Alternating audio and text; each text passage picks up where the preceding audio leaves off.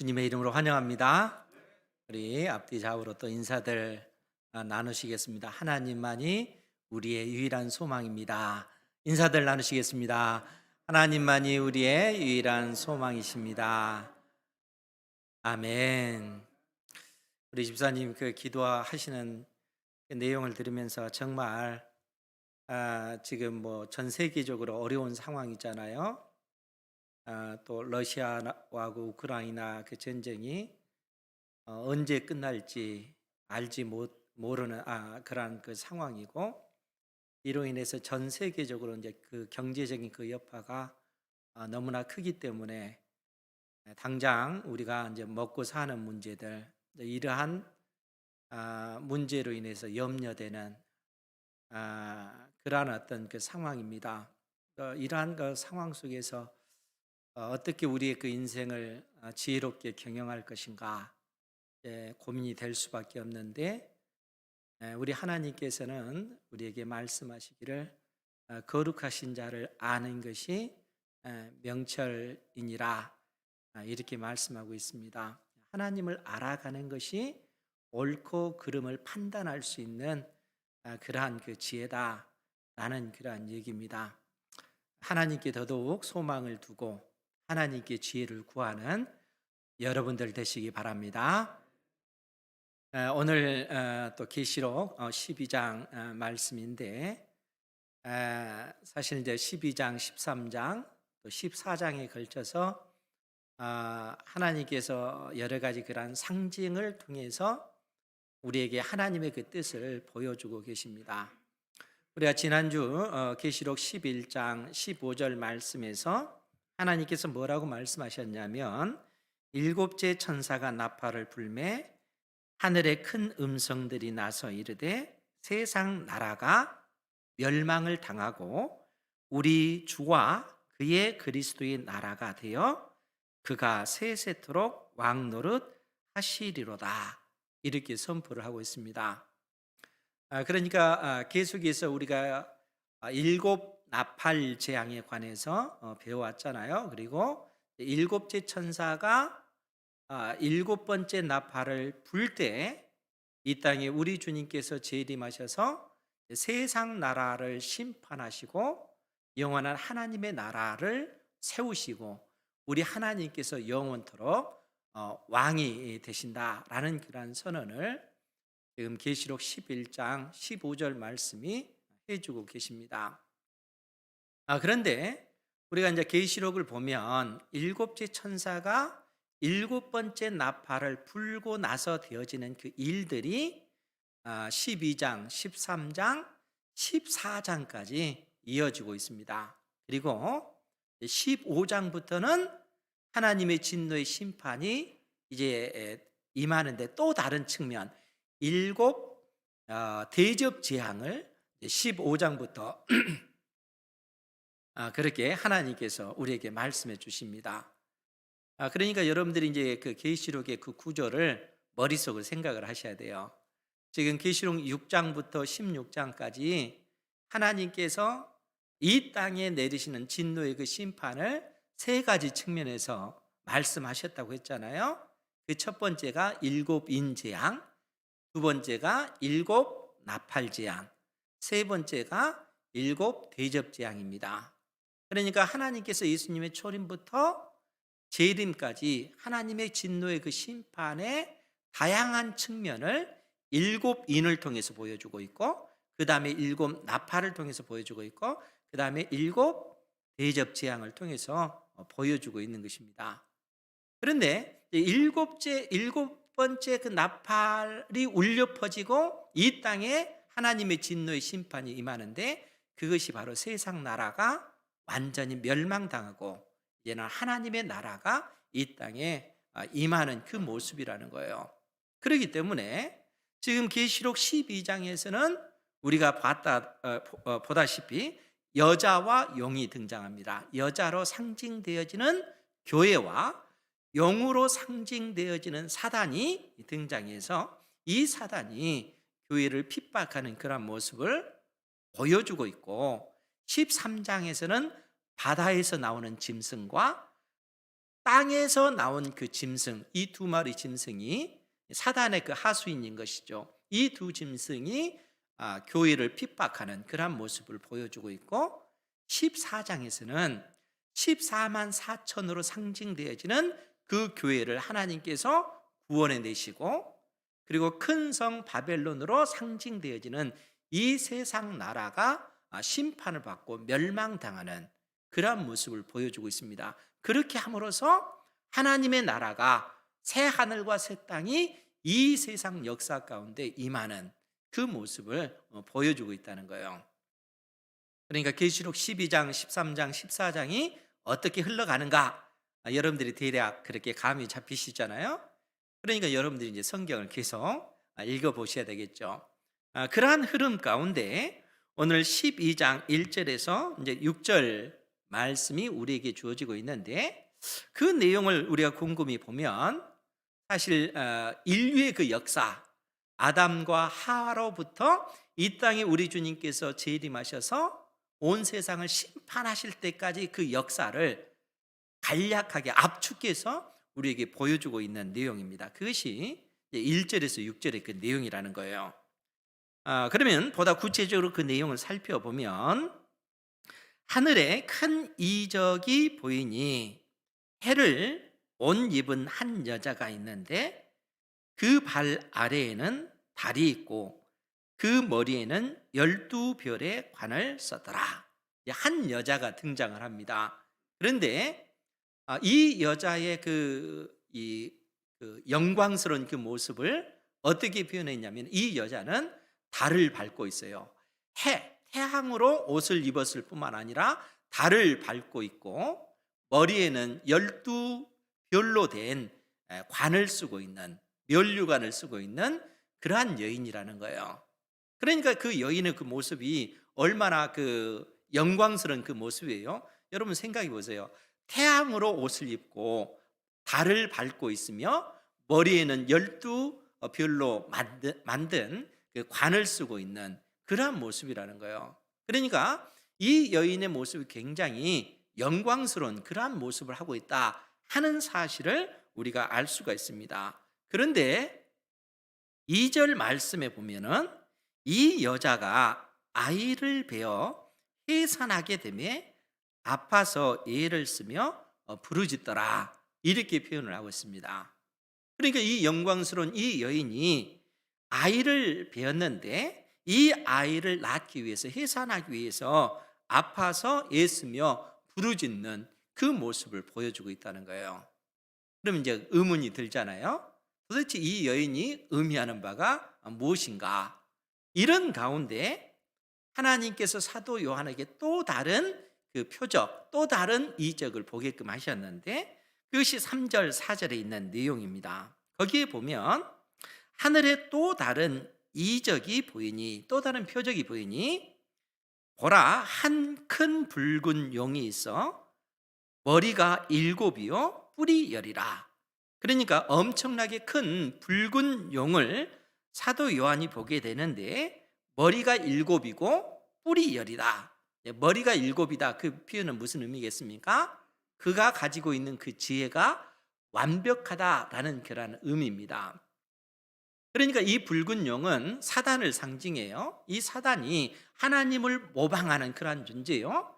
그가, 사단이 가지고 있는 그 지혜가 그처럼 하나님처럼 그렇게 완벽하다, 그런 의미입니다. 그만큼 이 사단이 모방에 능한, 자칭 하나님의 그 자리를 찬탈하려고 하는 그러한 위치에 있는 그러한 존재다 하는 것을 우리가 여기서 볼 수가 있는 것입니다. 그러니까 이 용이 머리가 7이고 뿔 자체는 힘을 상징하는 것이죠. 그 뿔이 10개다라고 하는 것은 그만큼 그가 가지고 있는 그 권세와 그 능력이 막강하다 하는 사실을 보여주고 있습니다. 뿐만 아니라 그 여러 머리에 7 왕관이 있는데, 7개의 왕관을 쓰고 있다는 것은 그만큼 그가 가지고 있는 힘, 그 능력, 그 권세가 막강하다 하는 사실을 지금 묘사해 놓고 있습니다.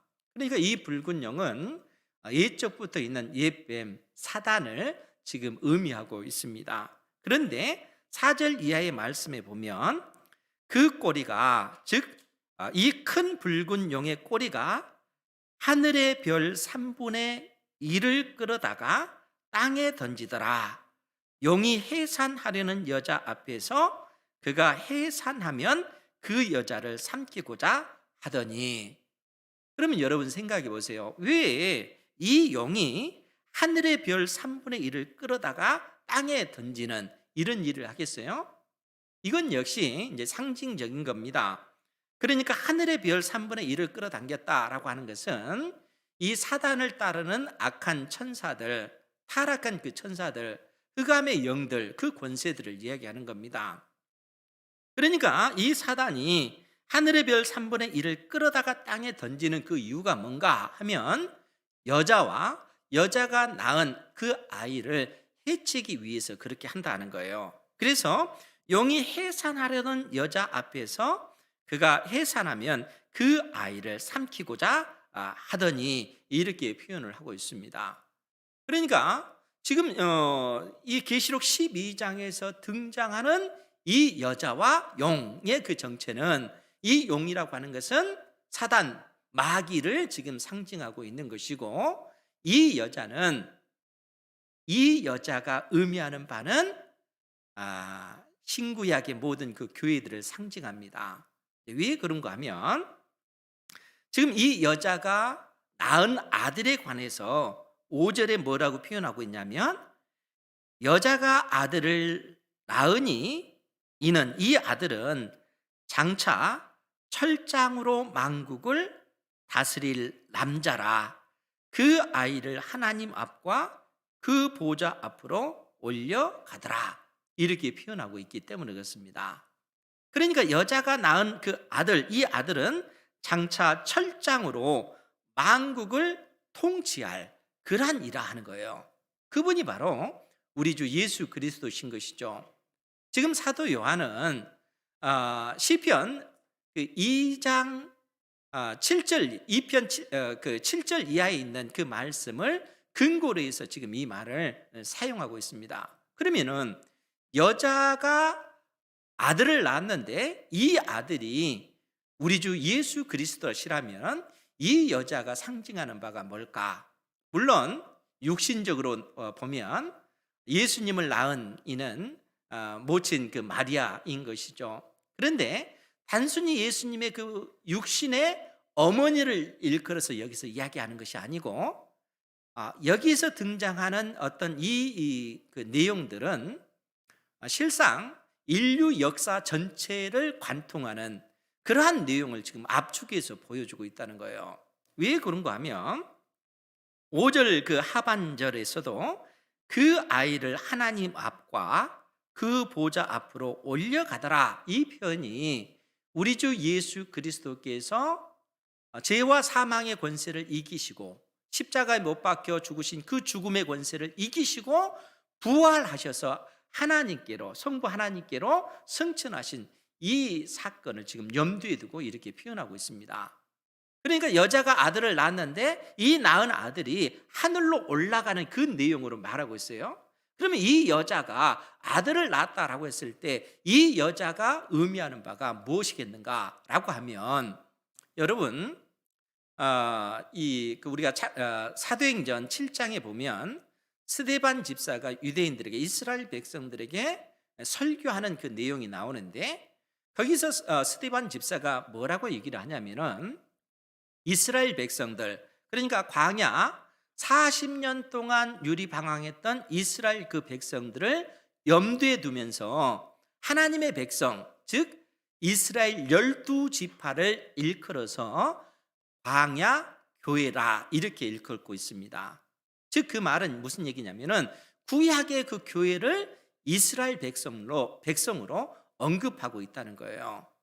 그러니까 오늘날 우리가 신약 시대 때만 교회를 생각을 하는데, 성경은 구약 시대 때 그 구약의 그 교회를 이스라엘, 택한 백성 이스라엘이 구약의 하나님의 교회다, 하나님의 백성이다, 이렇게 언급을 하고 있다는 겁니다. 더더구나 우리가 익히 잘 알다시피 최초의 사람 아담과 하와가 하나님 앞에 범죄하고 나서, 그들이 타락하고 나서 그들을 미혹하게 했던, 그들을 범죄하도록 유도했던 사단, 옛뱀을 향해서 하나님께서 그 옛뱀에게 저주의 말씀을 하십니다. 그것이 뭡니까?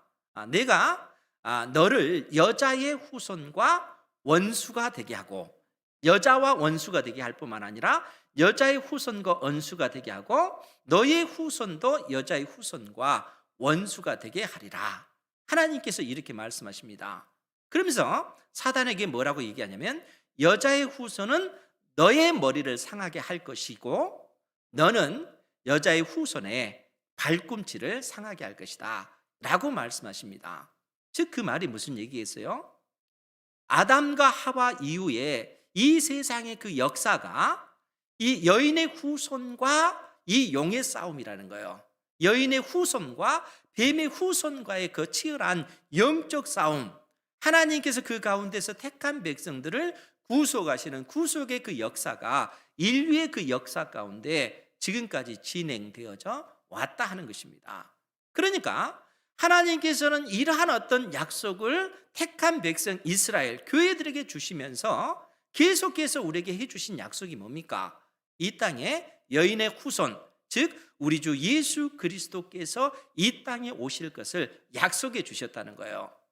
그러니까 구약의 수많은 선지자들을 통해서 하나님께서 약속해 주신 것이 이 땅에 여인의 후손으로 오실 우리 주 예수 그리스도께서 오시면 그 여인의 후손을 통해서 택한 백성들이 구원함을 받고, 그 여인의 후손을 통해서 세상 나라가 멸망당하고 하나님의 그 나라가 이루어질 것을 약속해 주셨다는 거예요.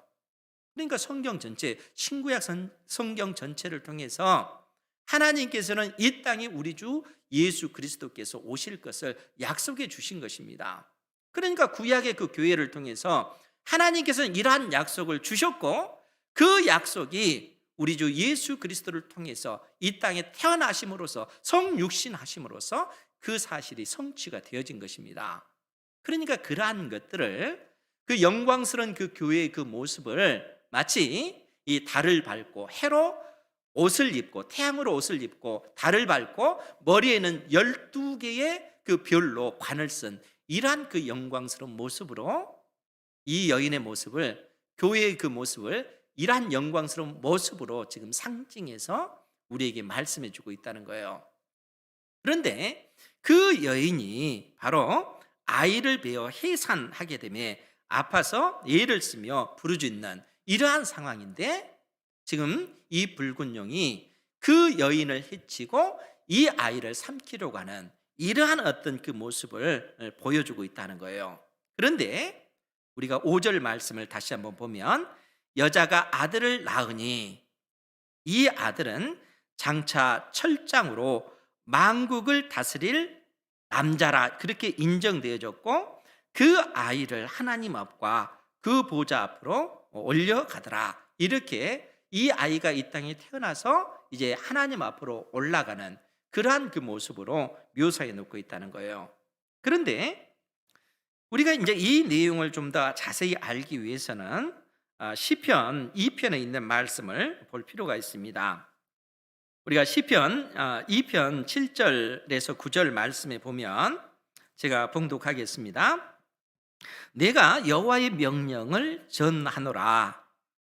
여호와께서 내게 이르시되 너는 내 아들이라. 오늘 내가 너를 낳도다. 지금 하나님께서 너는 내 아들이라.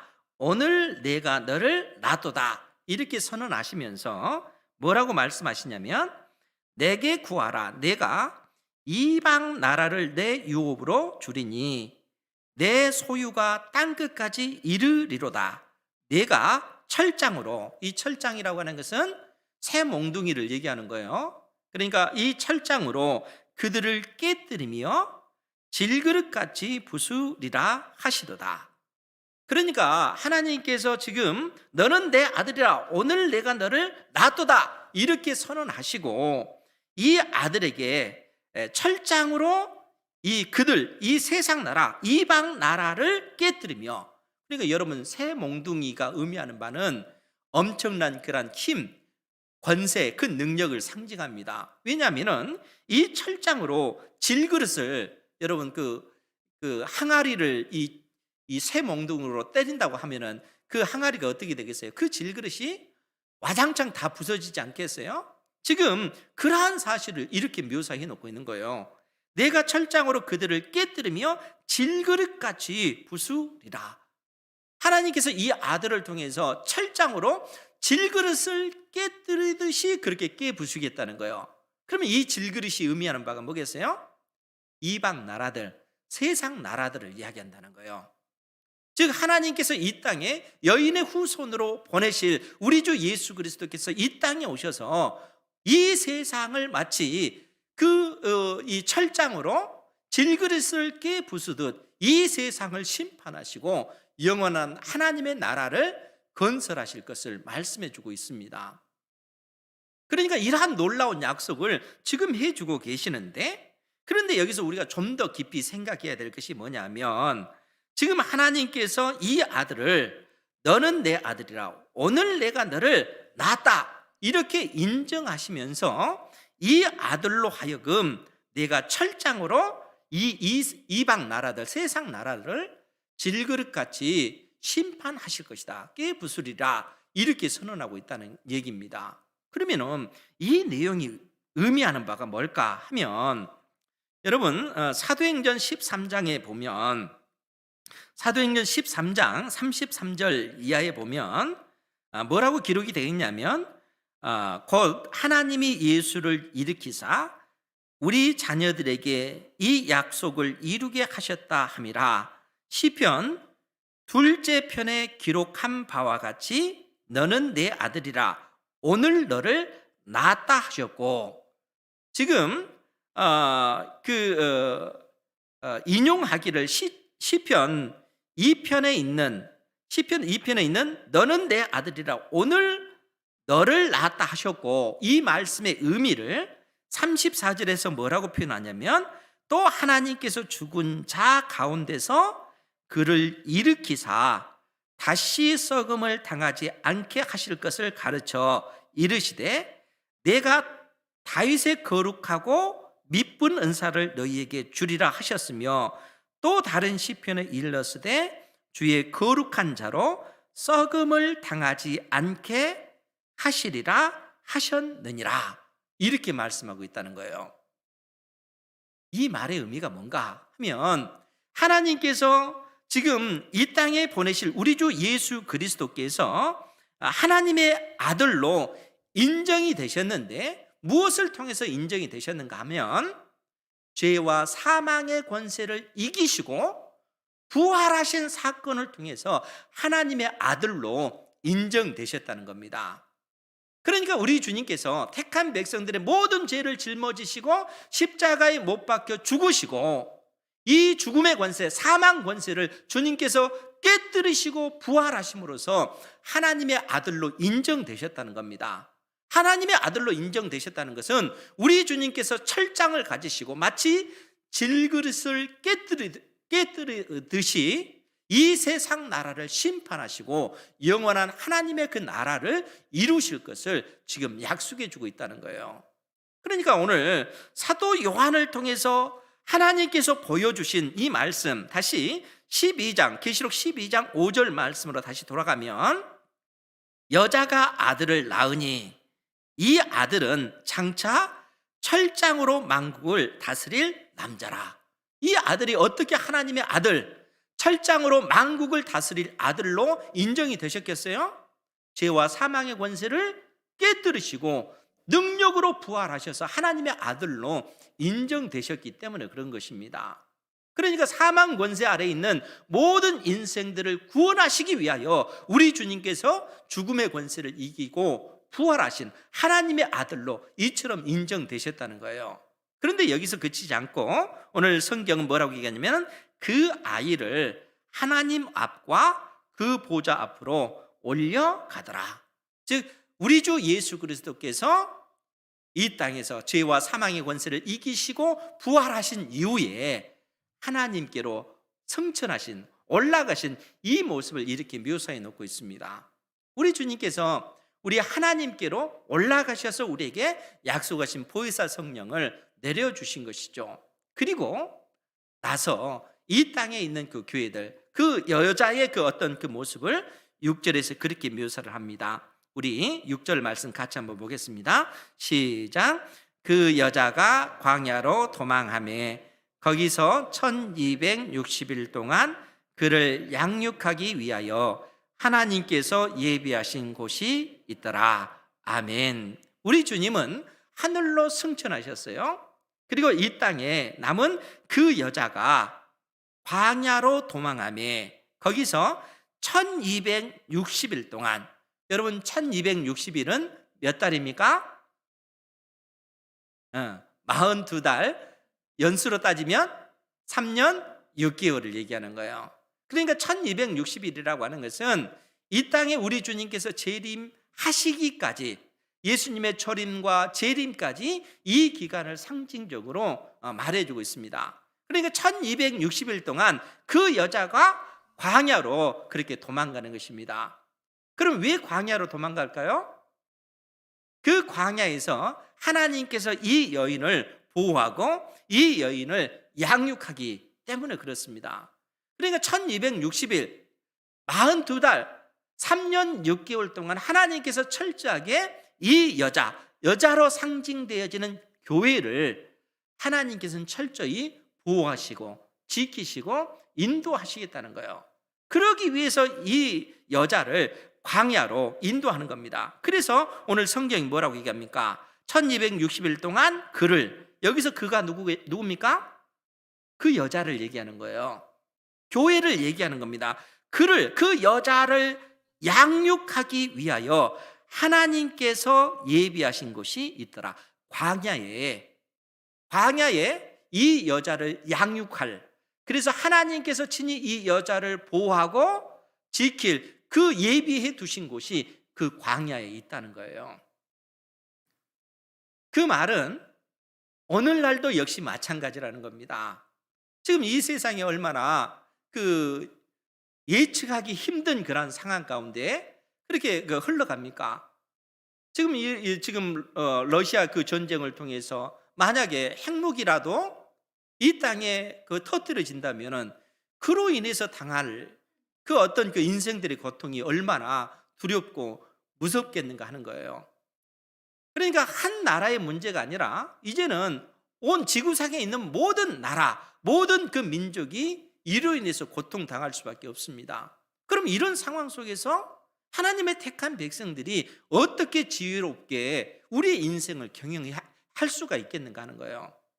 우리에게 하나님의 그 지혜가 필요하지 않겠습니까?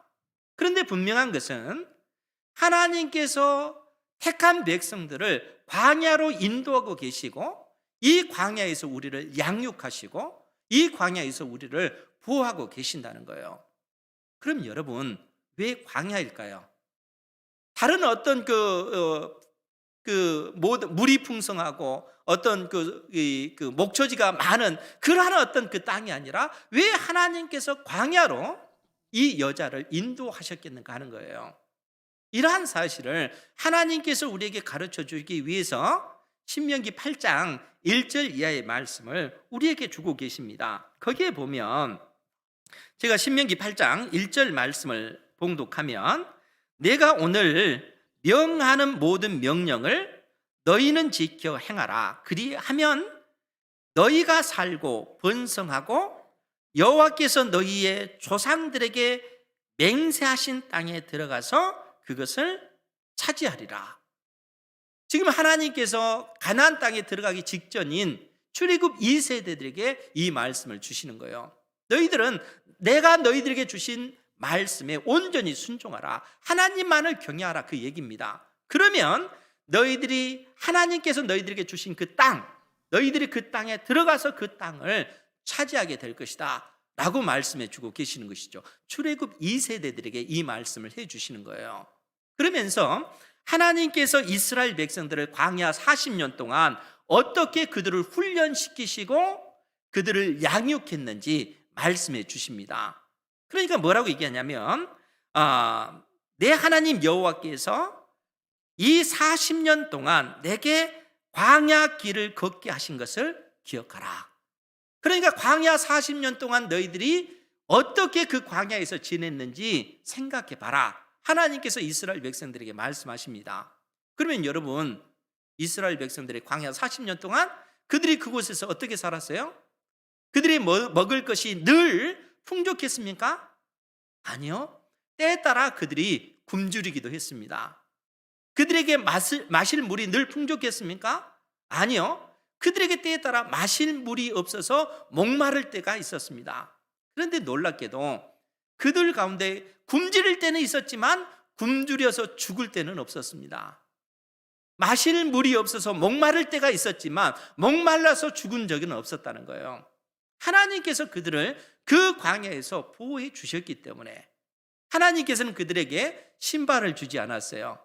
그런데 놀랍게도 그들은 발이 부르트지 않았습니다. 하나님께서 그들에게 옷을 한 벌밖에 주지 않았어요. 그런데 놀랍게도 그 옷이 헤어지지 않습니다. 여러분, 그 사실이 무엇을 의미하겠어요? 광야라고 하는 것이 사람이 살 수 있는 곳입니까? 사람이 살 수 없는 그 환경이라는 거예요. 그 환경에서 하나님께서는 이스라엘 백성들을 먹이시고 입히십니다. 사람이 사는 것이 우리 눈에 보이는 그 음식으로, 먹을 그 음식을 통해서, 마실 물을 통해서 인생이 사는 것이 아니라 사람이 사는 것은 하나님을 의지하는, 하나님의 그 은혜로 우리 인생이 살아간다 하는 것을 광야에서 하나님께서 이스라엘 백성들에게 가르치시고 그들을 훈련시키셨기 때문에 그렇습니다. 그 광야가 이스라엘 백성들에게 있어서는 하나님을 경외하는 그 법이 되어진 것이에요. 그래서 하나님께서는 이스라엘 백성들을 광야로 인도하셨고 광야 40년 동안 그들에게 훈련시키셔서 사람이 사는 것은 하나님의 은혜로 산다는 거예요. 그 교훈을, 그 가르침을 그들에게 주신 것입니다. 그래서 하나님께서 이스라엘 백성들에게 신명기 8장 5절 6절에서 뭐라고 말씀하시냐면, 너는 사람이 그 아들을 징계함 같이 내 하나님 여호와께서 너를 징계하시는 줄 마음에 생각하고 내 하나님 여호와의 명령을 지켜 그의 길을 따라가며 그를 경외할지니라. 하나님을 경외하는 것, 오직 하나님께 소망을 두고 살아가는 것이 우리 인생의 본분이라는 거예요. 하나님을 의지하고 살아가는 것이 우리 인생의 지혜라는 것입니다. 우리의 어떤 그 삶을 보면 우리가 예측하지 못하는 인생의 그 어려운 문제가 있고 그러한 환난이 있잖아요.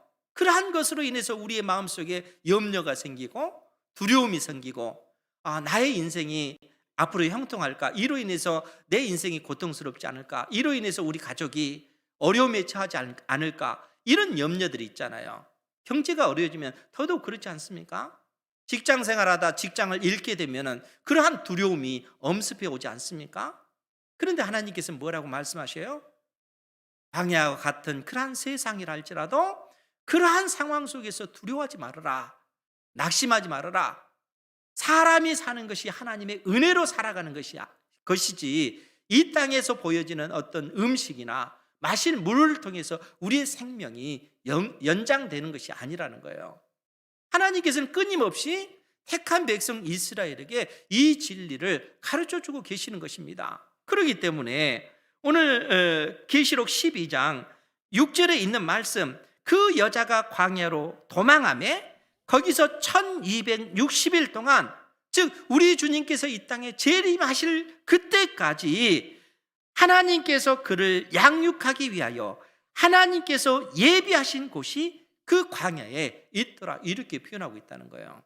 하나님께서 우리를 불꽃 같은 눈동자로 살피고 계십니다. 여러분들의 인생을 하나님께서 지켜주십니다.